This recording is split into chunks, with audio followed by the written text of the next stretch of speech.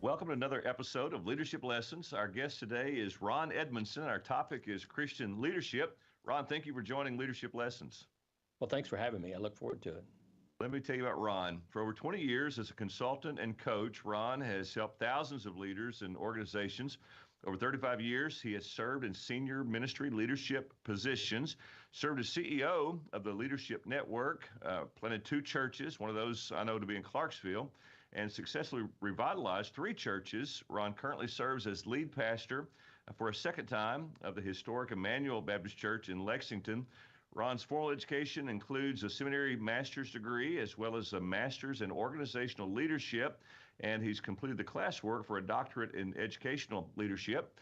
Ron and his wife Cheryl have 2 adult sons, Jeremy and his wife Mary, and Nate and his wife Courtney. They also have 4 granddaughters. Wow. Eleanor, Margaret, Esther, and Anne. And Ron produces a weekly podcast called the Ron Edmondson Leadership Podcast, which is outstanding. Every Christian leader ought to subscribe to that one and listen in. So, Ron, let's just jump right into these questions. What first sparked your interest in leadership and in Christian leadership in particular? You know, it was really when I was in high school, probably even earlier than that, I had an interest first in politics. And I realized that, politics or the political world really drives our culture. And so I started becoming a news junkie and just kind of serving and following all that.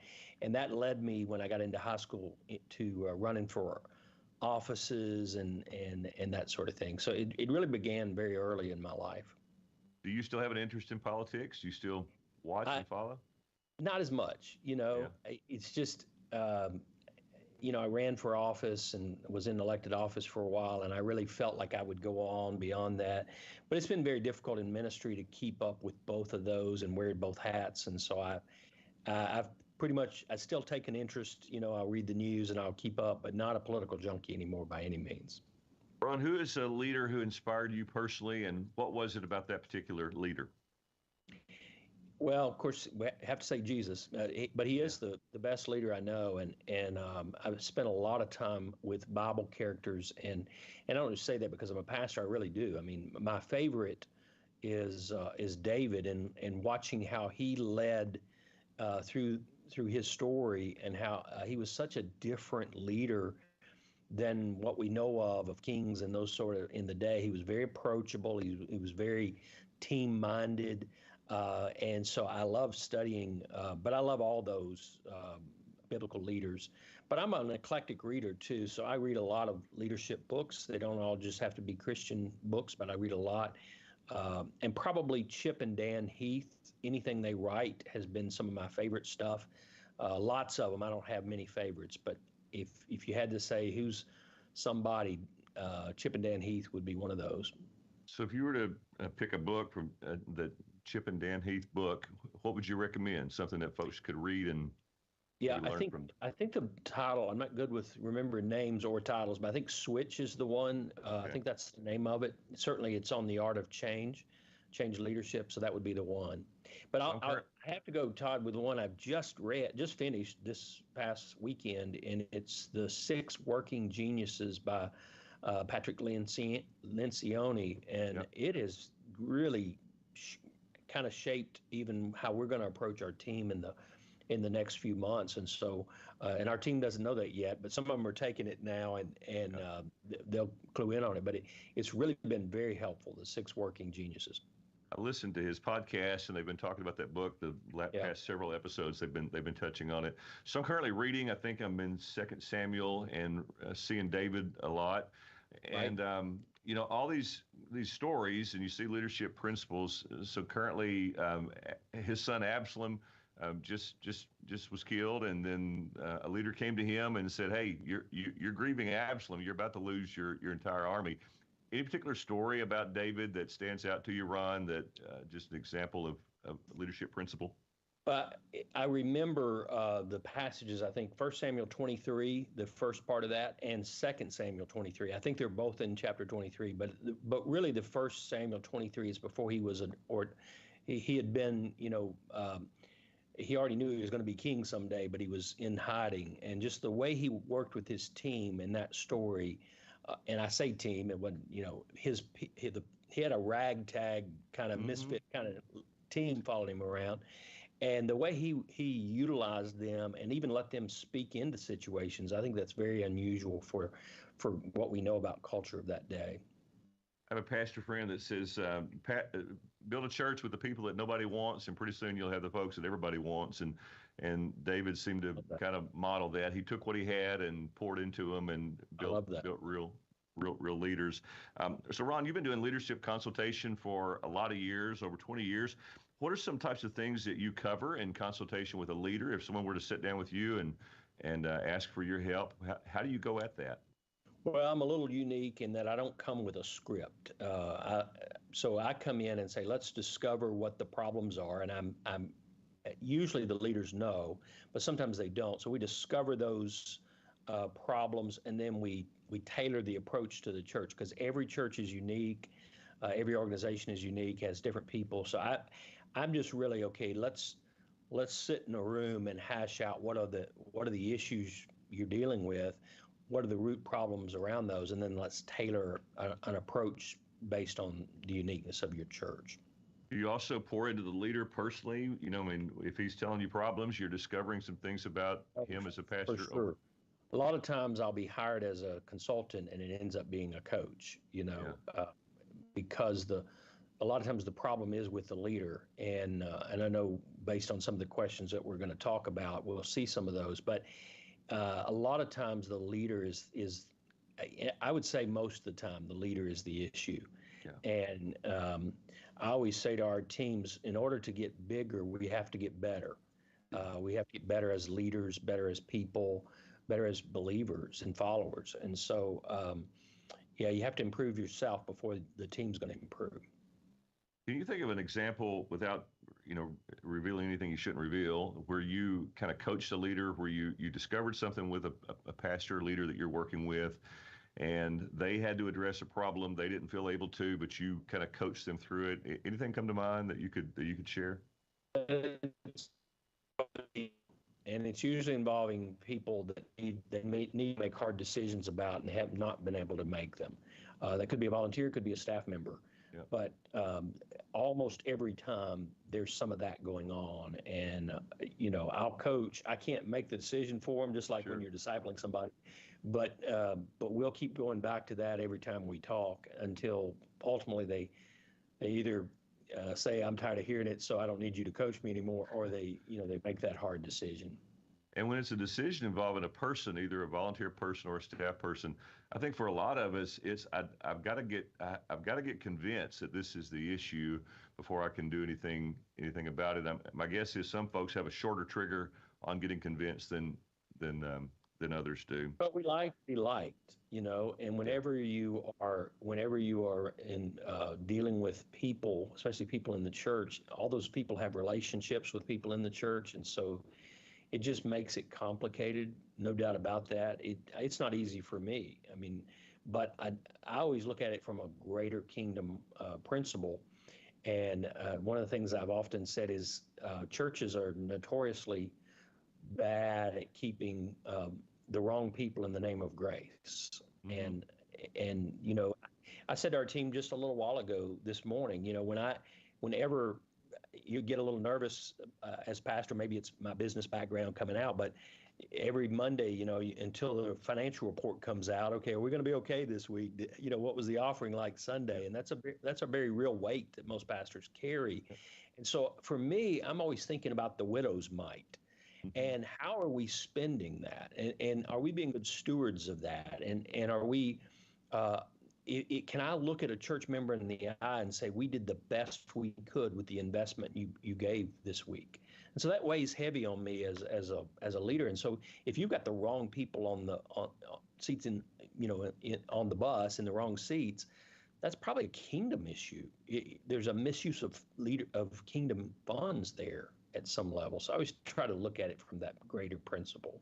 So it seems like just like most things, there's two ditches. The ditch on the one side is a bad stewardship, keeping a person in a position too long, not using resources well. That's demoralizing to the entire team and hurts the church. The ditch on the other side is making a mistake, moving too quickly, How do you avoid the ditch on the other side? What are two or three things a pastor could do? Maybe a pastor, I think this person's a problem. I think this volunteer or staff person's a problem. But how could they avoid making a mistake on that issue? Well, one thing is I have a personal advisory board. I've always had that. Hmm. We don't have in most of our Baptist churches elders that might serve that if you had those in place. But when I'm in that where the ditch is on both sides, I'm not going to make that decision on my own. I'm going to obviously pray about it and feel led of God, but God allows us to make a lot of decisions. Yeah. And so I'm going to bring in smarter people than me and build some guardrails there. That could be a personnel committee or something like that. I use our personnel committee for that. But a lot of times I have a personal advisory board or team that are just some of the sharpest leaders I know. And those are, when I'm in that situation where it's on both sides, ditches on both sides, to use your illustration, I'm going to bounce it by them. In fact, I just did that just a couple of weeks ago, last Friday, matter of fact. Yeah, that's really helpful. So, Ron, you work with pastors, and you've been a pastor. You've worked with lots of pastors. What do you think? What are a couple of leadership tool belt items that are missing from many pastors? Areas where we need to work and grow. Well, honestly, and I love pastors. I really do. I have a real heart for pastor. I did when I was a lay person. I was 38. I was in the church world as a lay person until I was 38, and I loved all our staff and pastors. I was one of those lay people that would, try to encourage you and show up to pray for you and how I can help and that sort of thing. But I think there's a lot of. I am unique in the pastorate in that leadership experience before ministry, but a lot of pastors are missing that. They're missing business principles. They're missing leadership principles. There's a lot out there now. Certainly there is, but I think it's still lacking in many of our training programs of just real practical leadership help. Okay, here's the issue. What do I do with that now? Which is partly what I try to do on my podcast or that sort of thing. But just like the scenario you said with the ditches on both sides, what do I do then? Mm-hmm. And those are hard to teach in a classroom setting, to be honest. They're just harder to teach until you're on the ground. I always say you can't see what I see until you sit where I sit. Mm-hmm. I can't tell you how many youth pastors, you probably experience this and know this yourself right now, but how many youth pastors or how many children's pastors got to a senior position and then they've called me and they said, okay, I want to apologize. Exactly I didn't know all the weight that you were carrying, So when you sit in that senior role, it's big. And how many of our pastors, and this is where my real heart is, you and I had lunch not too long ago, and I shared this with you, for that solo pastor that's there, doesn't have anyone to call on, maybe has no other staff, and has the weight of the world pulling at them. There's just not a lot of training for that, and so. But another thing I would say is mentoring.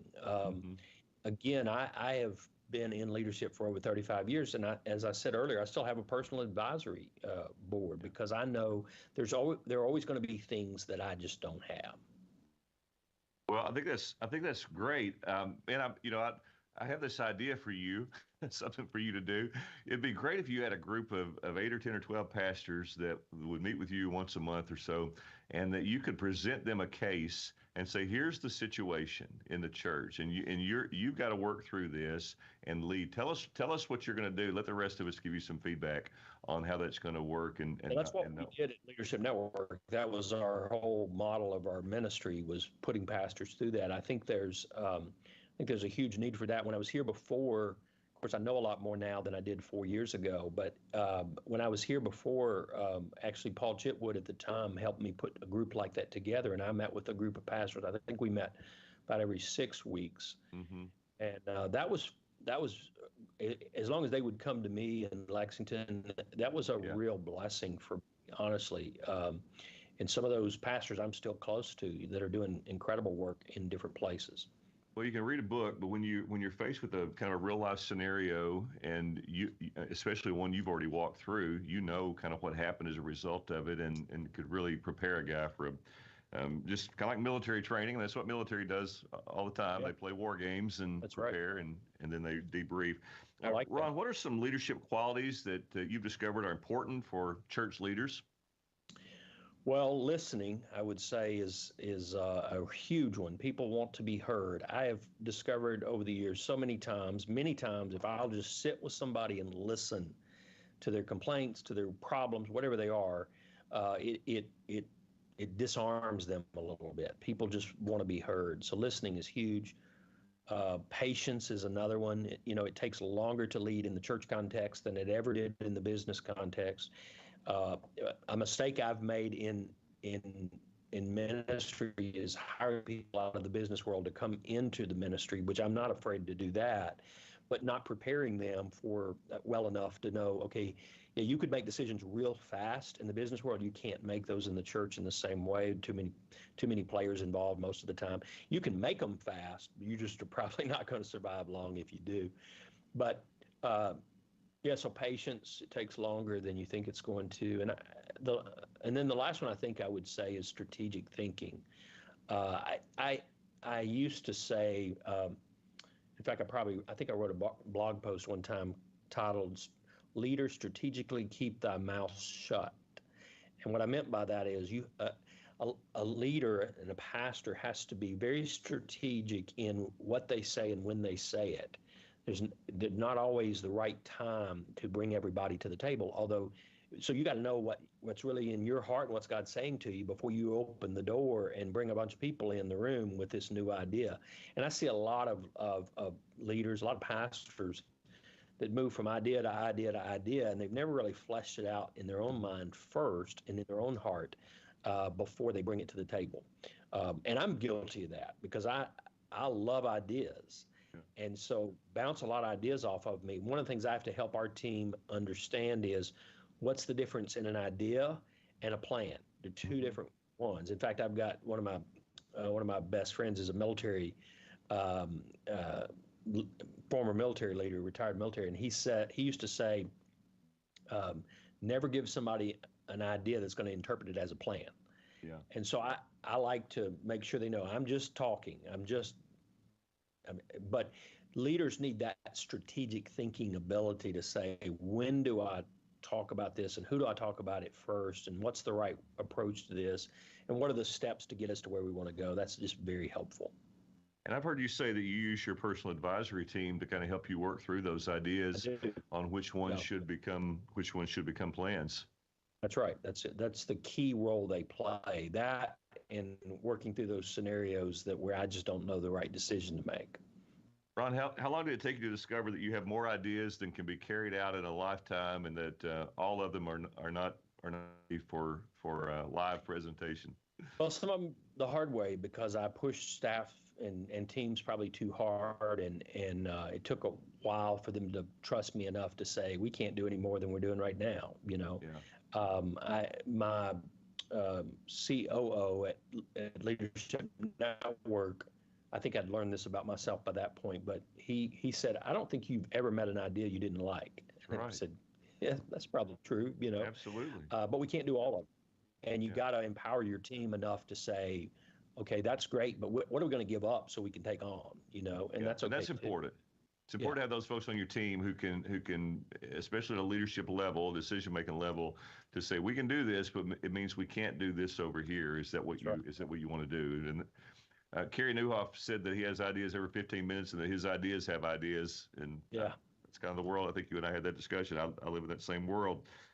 What's the best piece of leadership advice? I realize that an ultimate question is difficult, but what is a top piece of leadership advice that you've received? It's not about me.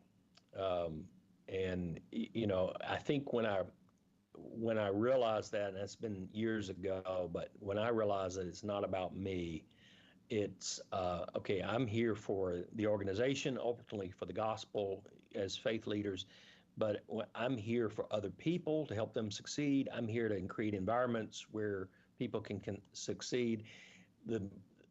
when I take it off of me and place it on other people, I'm just always a better leader. What do you do to maintain that focus? So, like, where is a place where that truth gets challenged? Is it when you're tired or fatigued that you start thinking it's about you? How do you discipline yourself to remember each day or in meetings that it's not about you? It is about the people you're serving and the mission you're carrying out. Yeah, I think it's, I think it's ingrained in me enough now that I don't have to go, some things just come naturally. Right. What's not in me what I have to remind myself of is that has to be a paradigm of our entire organization or the entire church. So I have to constantly draw us back and say, wait a minute, this is great for us. What about them? What about this group? How's that going to impact these people? And so a lot of times it's helping us as a team and an organization to think that way. I kind of naturally am wired that way now, after years of, not probably doing it the wrong way. Sure. That it comes a little more natural now. Ron, every leader needs to be a growing leader. And I know that's still true in your life, even though you've been giving leadership for a long time. What are 2 or 3 things, bullet points, every Christian leader can do to try and continue to grow and develop as a leader? Well, I would say, first and foremost is leaders are readers, and so you definitely want to do that. I would also say have a mentor or mentors. I know we've mentioned that, but I think it's so incredibly huge. And I think a lot of times, so when I do something like this, Todd, I'll get emails afterwards saying, hey, would you mentor me? And I can't mentor everybody. Right. You don't have to have a mentor that's another pastor. You could, but if you're trying to learn leadership principles, there's probably some great godly leaders in the business world, in your community, and hopefully even in your church. 2 of my greatest mentors have been, and they were 2 different churches, but they happened to be automobile dealers that had these very sizable, large organizations and had lots of employees. And they taught me incredible leadership principles. I would show up, and I always say, if you're going to recruit a mentor, show up prepared. So show up with some scenarios or some questions so that they don't have to do the work and pour into you. You're just pulling from them. But I and one of those in our church, one of our church plants, he was a phenomenally successful man, and he taught me the principle of the meeting before the last meeting. And that has worked so incredibly well for me in leadership. And I learned it from him. I had an employee problem at the time, somebody on our team that I was struggling with. And he said, Ron, here's the principle of the meeting before the last meeting. In other words, if we ever have another meeting together about this issue, it will be our last meeting. But today's the meeting before the last meeting.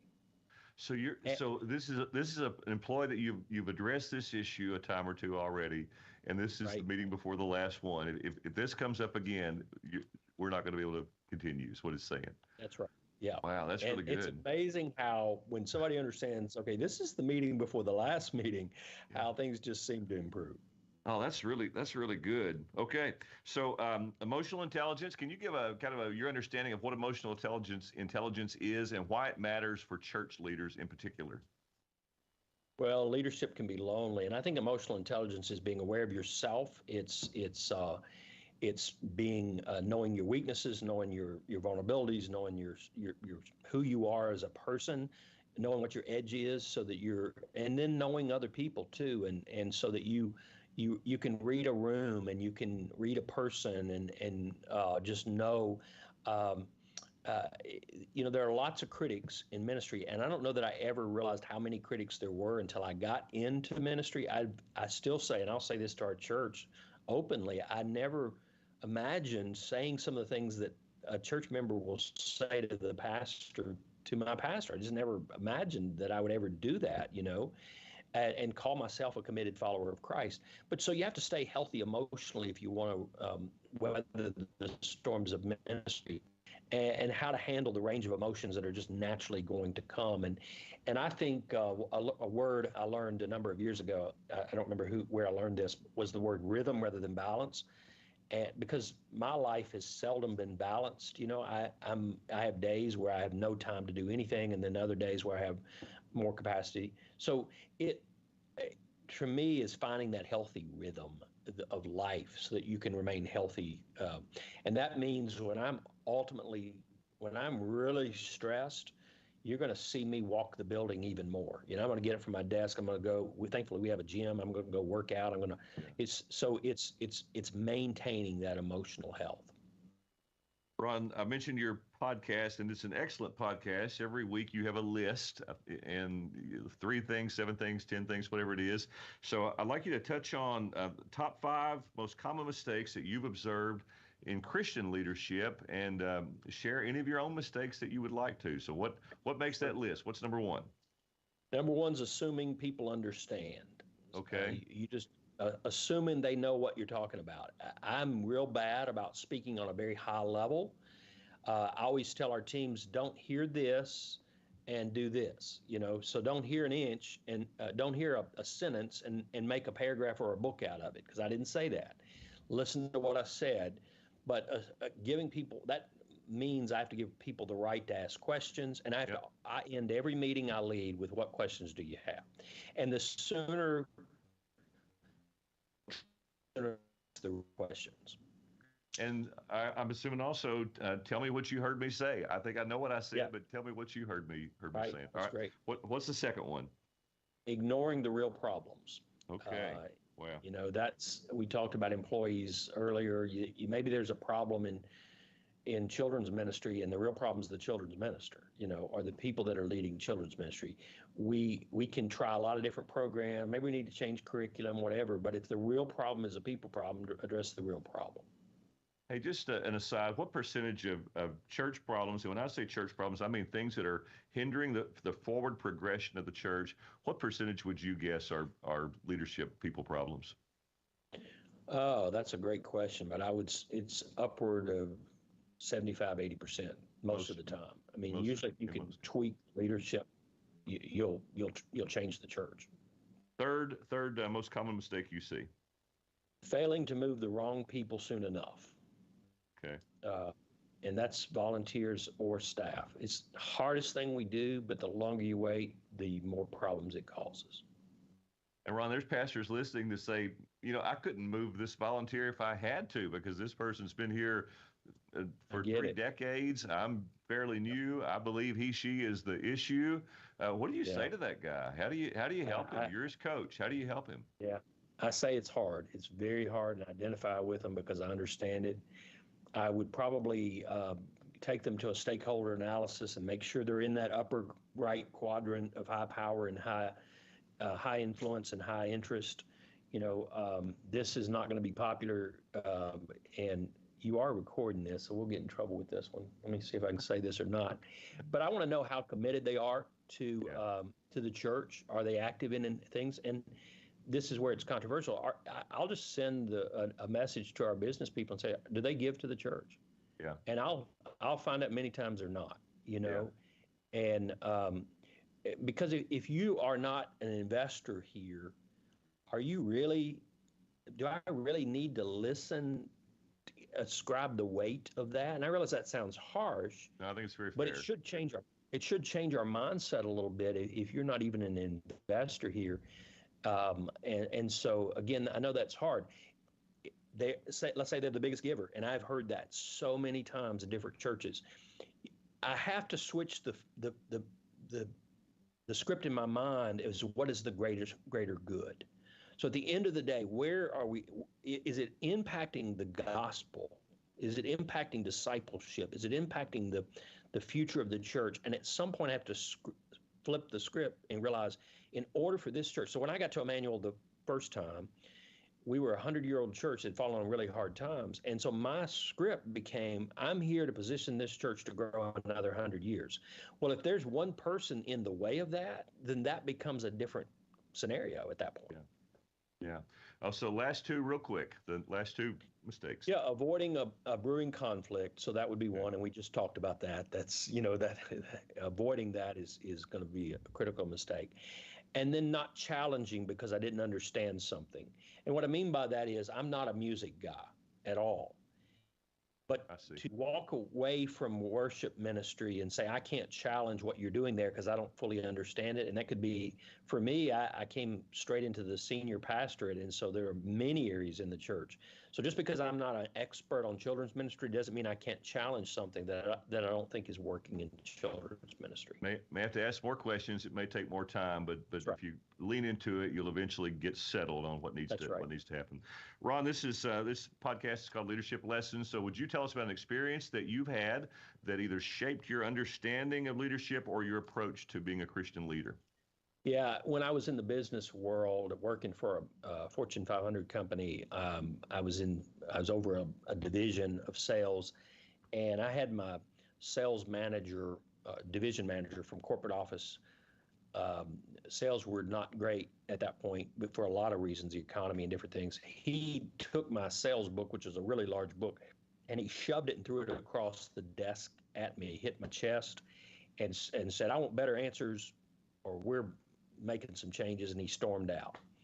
And, whether changes need to be made or whatever, I was in my late 20s at that point, and it said to me, man, there's got to be a better way. And so that really spoke into me, like, I don't ever want to be accused of that type of leadership, bully leadership. And so it really changed a lot of the way I lead. And such a reminder that sometimes the most negative experiences that we encounter impact us in a positive way, that we say, I don't ever want to be that guy. Ron, if folks want to know more about what you do, how can they get a hold of you, or how can they find your leadership podcast? The easiest is just to go to ronedmondson.com, and there's 2 D's, EDMONDSON, not like the county in Kentucky, but an extra D in there. But you can Google that, and it'll come the top hit, and all the links are there. Brother, I'll just tell you, I am so grateful for your leadership at Immanuel, but just really glad that you're back in Kentucky. We're glad to have you here in the state. Thankful for your example, for your ministry, and thank you for taking the time to join Leadership Lessons. Well, we're here to help, and I told you when we had lunch recently, we're here to make a difference and to help. I want to be a kingdom builder in the time God has us here, and so we're here to help any way we can. Thank you, Ron. Thank you.